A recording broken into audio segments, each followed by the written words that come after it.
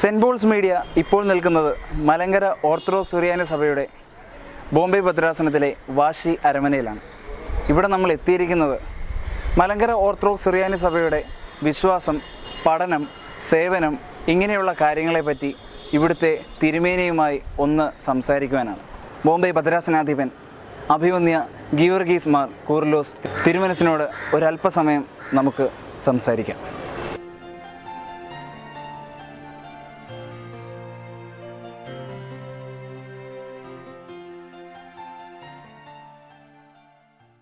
Malankara orthodox സഭ ആത്മീയ സംഘടനകളുടെ ഒരു സഭയാണ്. ഒരുപാട് സംഘടനകൾ നമ്മളുടെ ആളുകൾക്ക് അറിവ് പകരുവാനായി ഈ സഭയിലുണ്ട്.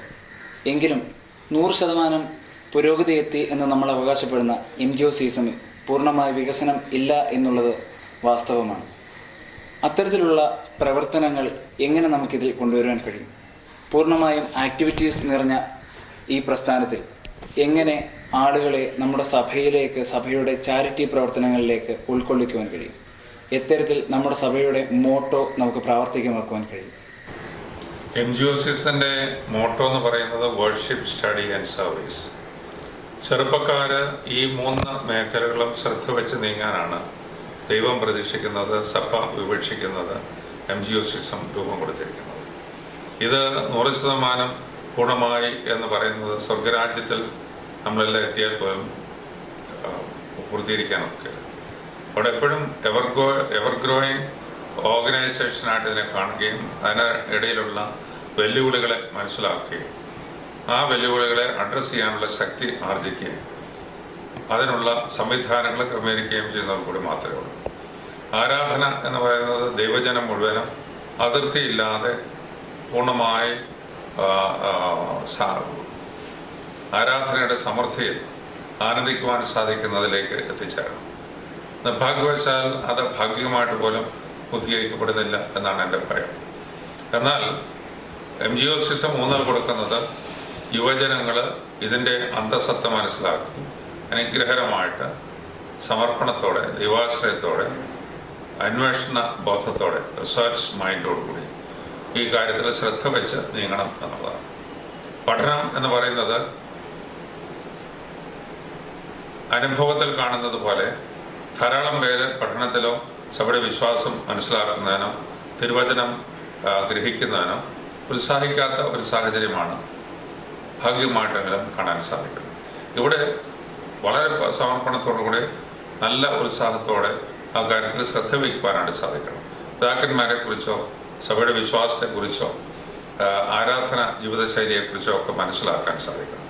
ആധുനിക ലോകത്തിൽ ധാരാളം വെല്ലുവിളികളുണ്ട്, സാമൂഹ്യ രാഷ്ട്രീയ മേഖലകളിലൊക്കെ. കൂടാതെ വിജ്ഞാനം പകരുന്ന പല മേഖലകളിലും നാം ആ കൂടെ എത്താൻ സാധിക്കാതെ തളർന്നു പോകുന്നുണ്ട്. അവിടെയൊക്കെ ഓടിയെത്താനും മുന്നിൽ എത്തിച്ചേരുവാനും സാധിക്കുന്ന ഉത്സാഹം ഉണ്ടെങ്കിൽ മാത്രമേ ആനുകാലിക പ്രസക്തമായിട്ടുള്ള ഒരു തലത്തിൽ വിദ്യാർത്ഥി പ്രസ്ഥാനത്തെ നയിക്കാനും ഉയർത്താനും സാധിക്കും.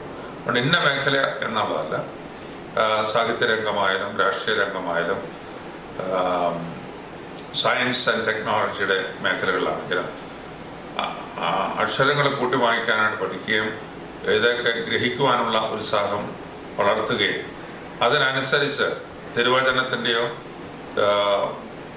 വേദശാസ്ത്രത്തിൻ്റെയോ ഒക്കെ തലങ്ങൾ എങ്ങനെ അതിനെ ഷേപ്പ് ചെയ്ത് കൊടുക്കാനും ആളുകളുടെ സംശയങ്ങൾ ദൂരീകരിക്കുവാൻ തക്കമാണ് കൽപ്പുള്ളതായിട്ട് അതിനെ നിലനിർത്തുവാനും സാധിച്ചെങ്കിൽ മാത്രമേ ഈ ആധുനിക യുഗത്തിൽ നമ്മുടെ ജീവിതം അർത്ഥപൂർണമായി തീരുകയുള്ളൂ, ആരാധന പ്രസക്തമായി തീരുകയുള്ളൂ, സഭ സാങ്കത്യമുള്ളതായി തീരുകയുള്ളൂ. അതിനുവേണ്ടിയുള്ള കഠിനമായിട്ടുള്ള അധ്വാനം താല്പര്യപൂർവ്വം സജീവമായിട്ട് നിൽക്കണം.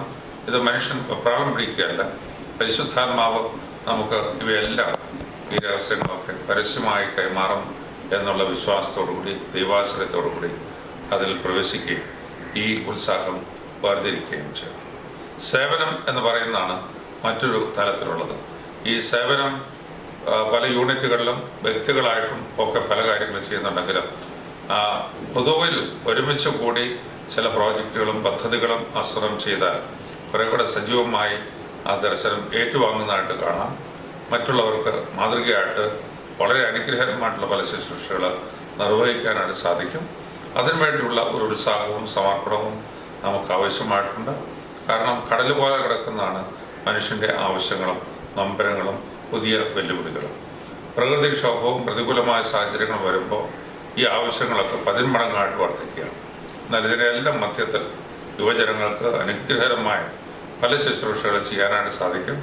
അത് കൈകാര്യം ചെയ്യുന്നത് തന്മയത്വത്തോടുകൂടി, വിശ്വസ്തയോടുകൂടി, ദൈവാശ്രയത്തോടുകൂടി യുവജനങ്ങളുടെ കഴിവുകൾ ഒരുമിച്ച് ശേഖരിച്ച് പൂൾ ചെയ്ത് പ്രയോജനമുള്ള ഒരു ശുശ്രൂഷ നിർവഹിക്കാനായിട്ട് സാധിക്കും.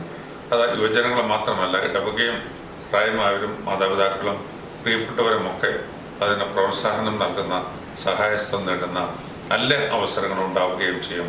അതിനുവേണ്ടി പ്രൊമോട്ട് ചെയ്യാൻ, അത് കൃത്യമായിട്ടും വ്യക്തമായിട്ടും കൈകാര്യം ചെയ്യാനുള്ള ഒരു നല്ല സംഘത്തെ വേർതിരിക്കുകയാണെങ്കിൽ സർവീസ് എന്ന് പറയുന്ന മോട്ടോയും ആ ഭാഗവും വളരെ അനുഗ്രഹകരമായിട്ട് നല്ല സാക്ഷ്യത്തോടുകൂടി കൈകാര്യം ചെയ്യാനായിട്ട് സാധിക്കും എന്നുള്ളതിന് 2 പക്ഷമില്ല. സഭ ഒരുപാട് പ്രതിസന്ധി ഘട്ടങ്ങളിലൂടെ കടന്നു പോകുന്നുണ്ട്. ഇത്തരം പ്രതിസന്ധികൾ നേരിടുന്ന സമയത്ത് പല തട്ടുകളായി ആളുകൾ വിഭജിക്കുന്നത് സർവ്വസാധാരണമാണ്. എങ്കിൽ ഇത്തരത്തിൽ 2 വിഭാഗങ്ങളായി അവർ തിരിഞ്ഞു പോകാതെ നമ്മുടെ സഭയുടെ പ്രശ്നങ്ങളിലും സന്തോഷങ്ങളിലും സങ്കടങ്ങളിലുമെല്ലാം ഒരുപോലെ അവരെ പിടിച്ചു നിർത്തുവാൻ നമുക്ക് എന്ത് ചെയ്യാൻ കഴിയും? ഒരു ക്ലാസ്സിൽ 40 കുട്ടികളുണ്ടെങ്കിൽ ഒരു അധ്യാപകൻ പഠിപ്പിക്കുമ്പോൾ പല വിധത്തിലാണ് ആ കുട്ടികൾ ഗ്രഹിക്കുന്നത്. ആ കുട്ടികളുടെ പശ്ചാത്തലം, അവരുടെ ഗ്രഹണശക്തി, അവരെ ശ്രദ്ധിക്കുന്നതിനുള്ള വ്യത്യാസങ്ങൾ, ഇതെല്ലാം അതിനകത്ത് ഘടകങ്ങളായിട്ട് വരും. അതുപോലെ തന്നെയാണ് സഭയുടെ ഒരു വിഷയം സാമൂഹികമോ രാഷ്ട്രീയമോ ആത്മീയമോ ഏത് മേഖലയിലായാലും അതിനെ ഗ്രഹിക്കുവാനായിട്ടുള്ളതും. അതുപോലെ തന്നെ ഒരു വീട്ടിൽ 3 കുഞ്ഞുങ്ങളുണ്ടെങ്കിൽ 3 പേരുടെയും ടെമ്പർമെൻറ്റ് വ്യത്യാസം വരും. അപ്പം അത് ഓരോ വിഷയത്തോടും പ്രതികരിക്കുന്നത്, മാതാപിതാക്കൾ പറയുന്നത് ഒക്കെ വ്യത്യസ്തങ്ങളായിട്ട് പ്രതികരിച്ച് വളരെ വ്യത്യാസമുള്ള തലങ്ങളിലേക്ക് അതിനോട് പ്രതികരിക്കുന്ന ഒരു സ്വഭാവമാണ്. എന്നാൽ ഒരു അധ്യാപകന് അല്ലെ അധ്യാപികയ്ക്ക് ആ കുഞ്ഞുങ്ങളെ മുഴുവനും ആ വിഷയം പഠിപ്പിക്കുന്നതിൽ, ആ വിഷയം ഹൃദയസ്ഥമാക്കുന്നതിൽ, ആ വിഷയത്തോട് താല്പര്യം തോന്നുന്നതിൽ ശ്രദ്ധ വയ്ക്കുവാനായിട്ട് സാധിക്കുന്നതാണ് ആ അധ്യാപകൻ്റെ അല്ലെ ഗുരുവിൻ്റെ ദൗത്യവും ശക്തിയും. ഇതുപോലെ സഭയുടെ വിശ്വാസവും ആചാരങ്ങളും അനുഷ്ഠാനങ്ങളും ദർശനവും വ്യത്യസ്തങ്ങളായിട്ടുള്ള അംശങ്ങളുമൊക്കെ പഠിപ്പിക്കുന്നതിലൊരു പ്രത്യേകമായിട്ടുള്ള സ്ഥിതിവിശേഷമാണ്. അത് നന്നായിട്ട് കൈകാര്യം ചെയ്യാനായിട്ട് ഒരു സംഘത്തെ രൂപീകരിക്കുകയും കാര്യങ്ങൾ അവതരിപ്പിക്കുമ്പോൾ തെറ്റുകൾ തിരുത്തുവാനും ക്രിയാത്മകമായിട്ടുള്ള പദ്ധതികൾക്ക് കൂടുതൽ ഊർജം കൈമാറുവാനും സാധിക്കുന്ന വിധത്തിൽ നേതൃത്വം ശക്തീകരിക്കപ്പെടുകയാണെങ്കിൽ ഈ പറയുന്ന ഏവരും സഭയുടെ പ്രധാനപ്പെട്ട മേഖലയിലേക്ക്, മെയിൻ ലൈനിലേക്ക് വരാൻ സാധിക്കും എന്നുള്ളതാണ് വ്യക്തിപരമായ എൻ്റെ അഭിപ്രായം. അതിനല്പം അധ്വാനം ആവശ്യമുണ്ട്. ആ അധ്വാനം വളരെ പ്രസക്തമാണ്. കാരണം പറഞ്ഞ ഒരു കുട്ടി ക്ലാസ്സിൽ ശ്രദ്ധിക്കുന്നില്ലെങ്കിൽ ആ കുട്ടിയെ ശ്രദ്ധയിലേക്ക് കൊണ്ടുവരുവാനും ആ കുട്ടിക്ക് ആ വിഷയത്തിൽ താല്പര്യം കാട്ടുവാനും ഒരു ഗുരുവിന് സാധിക്കണം.